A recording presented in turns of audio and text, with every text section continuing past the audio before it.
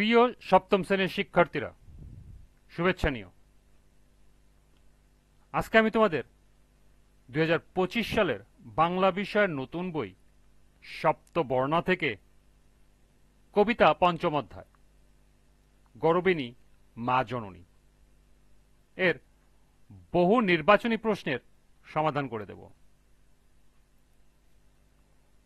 প্রথমে তোমাদের বলবো, যারা আমার চ্যানেলটি সাবস্ক্রাইব করো নাই তারা আমার চ্যানেলটি সাবস্ক্রাইব করবে এবং আমার সাথে থাকবে।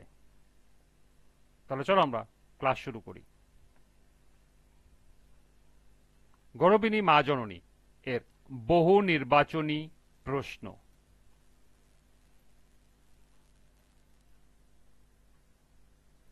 লক্ষ্য করো, বইতে 4টি বহু নির্বাচনী প্রশ্ন দেওয়া আছে। প্রথমে আমরা এই 4টি বহু নির্বাচনী প্রশ্নের সমাধান দেখব, এরপর আরো সম্ভাব্য কিছু বহু নির্বাচনী প্রশ্ন দেখব। পাঠ্য বইয়ের বহু নির্বাচনী প্রশ্ন 1, মায়ের আঁচল কোণে কি লেগে আছে? ক, বকুল জুথির গন্ধ, 2, কান্না ফুলের নকশা, 3, ছেলের বুকের খুন, 4, সবুজ তৃণ। সঠিক উত্তর গ, ছেলের বুকের খুন। 2, গরবিনী মা জননী কবিতায় দুর্ভাগিনী মেয়ে কাদের বলে বোঝানো হয়েছে? ক, অবহেলিত বাংলার মেয়েদের, খ, বাংলার গ্রামীণ মেয়েদের, গ, দুর্ভাগ্য জর্জরিত মেয়েদের, এবং ঘ, যুদ্ধে ক্ষতিগ্রস্ত মেয়েদের। সঠিক উত্তর ঘ, যুদ্ধে ক্ষতিগ্রস্ত মেয়েদের। 3, আমরা অপমান সইব না, ভীরুর মতো ঘরের কোণে রইব না, আমরা আকাশ থেকে বজ্র হয়ে ঝরতে জানি, তোমার ভয় নেই মা, আমরা প্রতিবাদ করতে জানি। উদ্দীপকে চেতনা নিচের যে চরণে বিদ্যমান? ক, কার ছেলেরা নিত্য হাজার মরণ মায়ের দণ্ডগণে। খ, ছেলের বুকের খুন ছাপানো কোন জননীর আঁচল কোণে। গ, মায়ের নামে ঝাঁপিয়ে পড়ি ভয়ঙ্কর দুর্বিপাকে। এবং ঘ, দুঃখের দূপে সুখ পুড়িয়ে কার ছেলে মুখ উজ্জ্বল রাখে। সঠিক উত্তর গ, মায়ের নামে ঝাঁপিয়ে পড়ে ভয়ঙ্কর দুর্বিপাকে। 4, এক সাগর রক্তের বিনিময়ে বাংলার স্বাধীনতা আনলো যারা, আমরা তোমাদের ভুলব না। উদ্দীপকে গরবিনী মা জননী কবিতায় উল্লেখিত বাঙালি সন্তানের কোন দিকটি প্রতিফলন ঘটেছে? ক, সংগ্রামের, খ, গর্বের, গ, প্রতিবাদের, ঘ, আত্মত্যাগের। সঠিক উত্তর ঘ, আত্মত্যাগের। এই ছিল পাঠ্য বইয়ের 4টি বহু নির্বাচনী প্রশ্নের সমাধান। এবার সম্ভাব্য কিছু বহু নির্বাচনী প্রশ্ন। 5, মরণ মারের দণ্ড অর্থ কি? ক, মরণের আগে প্রাপ্ত শাস্তি, খ, মরণের আঘাত থেকে প্রাপ্ত শক্তি, গ, মরণের আঘাত থেকে প্রাপ্ত শাস্তি, এবং গ, উপরের কোনটি নয়। সঠিক উত্তর গ, মরণের আঘাত থেকে প্রাপ্ত শাস্তি। 6, ভয়ঙ্কর দুর্বিপাকে কথাটির অর্থ কি? ক, ভীতিকর দুর্যোগ ও দুর্ঘটনা,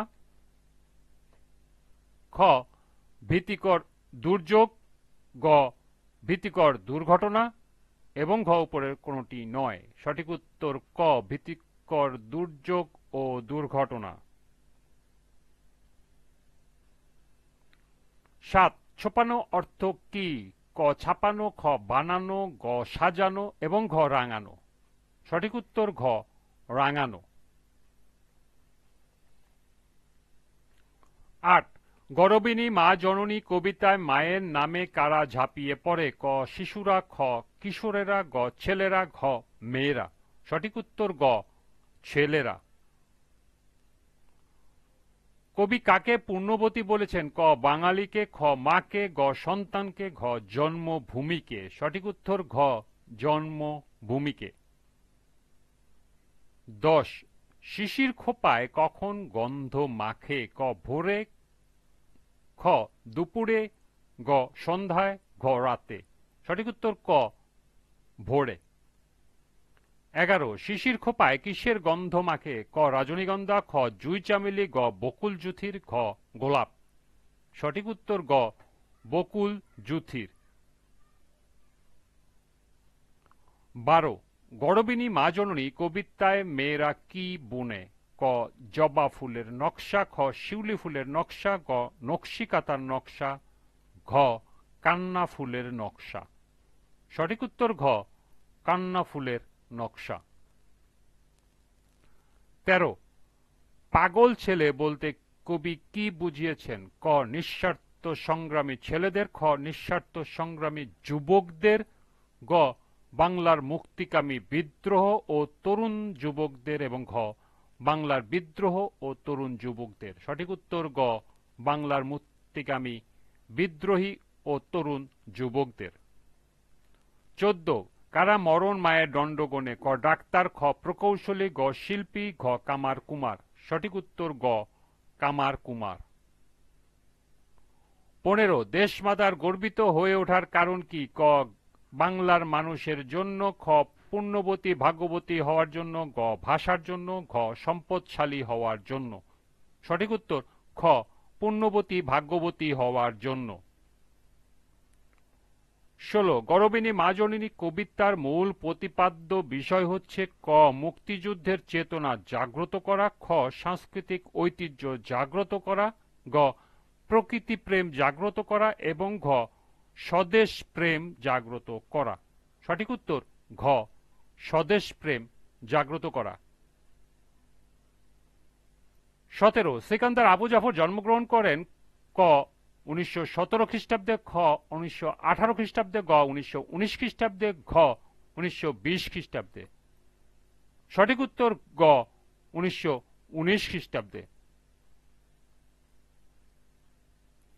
18 সিকান্দার আবু জাফর মৃত্যুবরণ করেন 1972 সালে, খ 1973 সালে, গ 1974 সালে, এবং ঘ 1975 সালে। সঠিক উত্তর ঘ 1975 সালে। 19 সিকান্দার আবু জাফরের কাব্যগ্রন্থ ক প্রসন্ন প্রহর, খ তিমির রাত্রি, গ বাংলা ছাড়ো, ঘ উপরের সবগুলো। সঠিক উত্তর ঘ উপরের সব কটি। সর্বশেষ 20 সিকান্দার আবু জাফর গরবিনী মা জননী কবিতাটি কোন কাব্যগ্রন্থের অন্তর্গত? ক প্রসন্ন প্রহর, গ খ তিমিরাত্রি, গ বাংলা ছাড়ো, গ উপরে কোনটিই নয়। সঠিক উত্তর গ বাংলা ছাড়ো। এই ছিল পাঠ্য বই সহ সম্ভাব্য গুরুত্বপূর্ণ 20টি বহু নির্বাচনী প্রশ্ন এবং এর সমাধান। আজকের ক্লাসটি এ পর্যন্তই। পরবর্তী ক্লাসে সৃজনশীল প্রশ্নের সমাধান করে দেব। সবাইকে আবারও বলছি, যারা আমার চ্যানেলটি সাবস্ক্রাইব করো নাই তারা আমার চ্যানেলটি সাবস্ক্রাইব করবে এবং আমার সাথে থাকবে। সবাইকে পরবর্তী ক্লাস দেখার আমন্ত্রণ জানিয়ে আজকের মতো আমি এখানেই বিদায় নিচ্ছি। আল্লাহ হাফেজ।